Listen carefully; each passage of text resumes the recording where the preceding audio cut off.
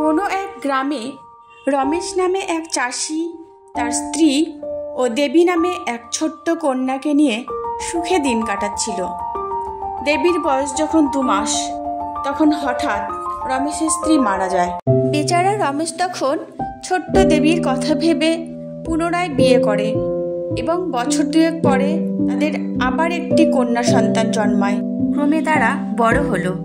এদিকে রমেশের স্ত্রী কিছুতেই দেবীকে নিজের মেয়ে ভাবতে পারে না। সে সারা দিন রাত দেবীকে দিয়ে সংসারের নানা কাজকর্ম করাতো। বিনিময়ে দেবীর কপালে জুটত তার মায়ের কাছ থেকে গালিগালাজ এবং মারধর। দেবীর সৎমা তাকে বাড়ি থেকে বের করে দিল। ছোট্ট দেবী কাঁদতে কাঁদতে বেরিয়ে পড়ল বাড়ি থেকে। পথ চলতে চলতে সে এসে পৌঁছালো এক গভীর জঙ্গলে। সে একটা কলা গাছের সামনে এসে উপস্থিত হলো। কলা গাছটি দেবীকে তার গাছের গোড়ায় জমে থাকা নোংরা পরিষ্কার করার জন্য অনুরোধ জানালো।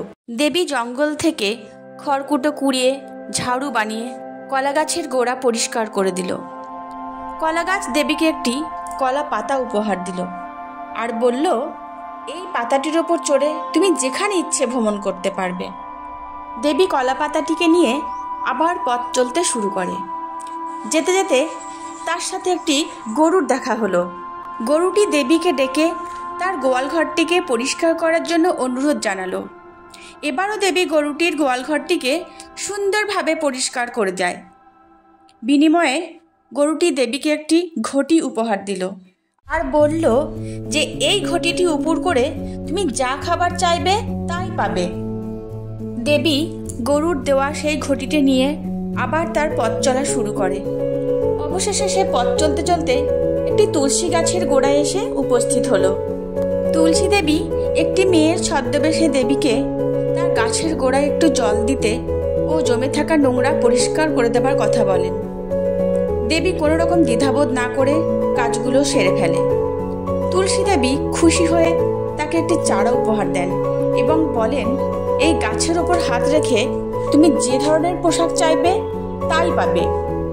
দেবী তুলসী গাছটিকে নিয়ে আবার তার পথ চলা শুরু করলো। যেতে যেতে অন্ধকার হয়ে গেল। নদীর পাড়ে কলা পাতাটিকে রেখে দেবী ভাসতে ভাসতে পৌঁছে গেল একটি কুটিরের সামনে, যেখানে ছিল এক জাদুকরী বৃদ্ধা।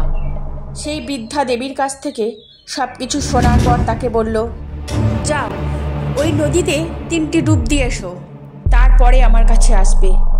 বৃদ্ধার কথা মতো দেবী 3টি ডুব দিল।